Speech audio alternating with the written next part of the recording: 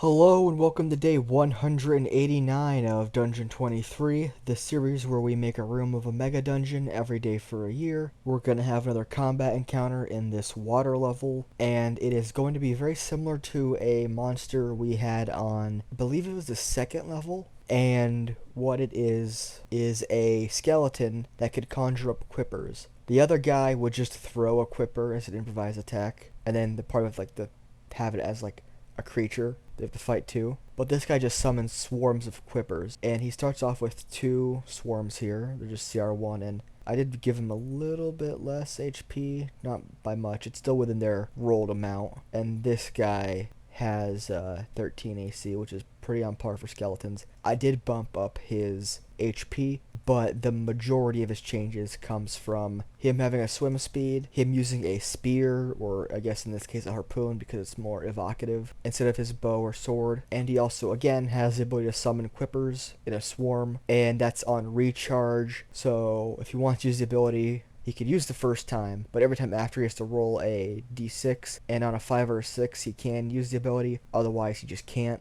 And as an action, the skeleton summons a swarm of quippers at a point it can see within 50 feet. The summoned quipper swarm takes its turn immediately after the skeleton takes it, so that way you don't have to worry about rolling initiative and adding more initiatives. The summoned swarm does not necessarily obey the skeleton. They're just wild animals that were conjured up by the skeleton. But it will not target the skeleton because quippers are bloodthirsty, hungry animals.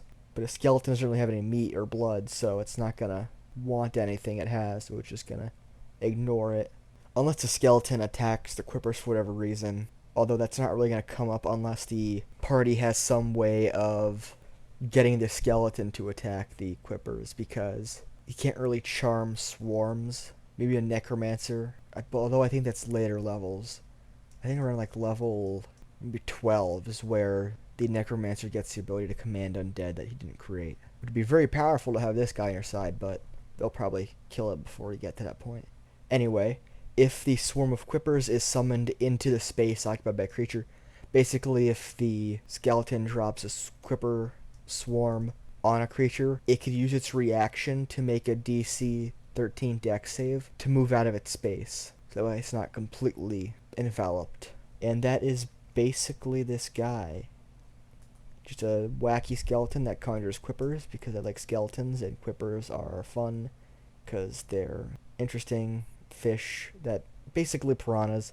And also I already had the tokens made, so well, I didn't make this new guy here. He's just his little hat on. He has, I think I may have messed up this thing. Anyway, but he has little quippers around him and a little harpoon. But yeah, so that's our little guy. He has two swarms with him, ready for the attack. He can make a third one. So this entire Seer combat is probably like 5, so it's pretty lethal. But this area is sectioned off with doors, and it's not locked, but this guy's not going anywhere. And neither are the quippers, because they can't really go through doors. And yeah, that is our room for the day. If you want to see more weird shenanigans from the water level of our dungeon, then consider liking the video, commenting down below, subscribing to the channel, or turn on notifications, basically any of that algorithm stuff to have these videos show up in recommendations more often. You could also just come back tomorrow because these videos are daily. And speaking of videos, I am going to be working on my subscriber special, and I'm thinking of, instead of it just being about how to make D&D more lethal specifically, how to just make the game more OSR-like, because I kind of overcomplicated the process of the reduced hit point idea I had, so I managed to get that down to be a lot more simpler and straightforward. And then I could also add in some extra stuff like slotless spell casting and other ideas for how to make the game feel more OSR like. And also rolling for ammo. Maybe it'll just be like a whole homebrew thing. I don't know, I'm gonna still feel it out. I just have a bunch of ideas I want to put into the video and then just have that package as my subscriber special. I can find an arbitrary through line if I want to. And yeah, that's the video. Thanks for watching and or listening. I apologize for the poor quality. It's not going to improve.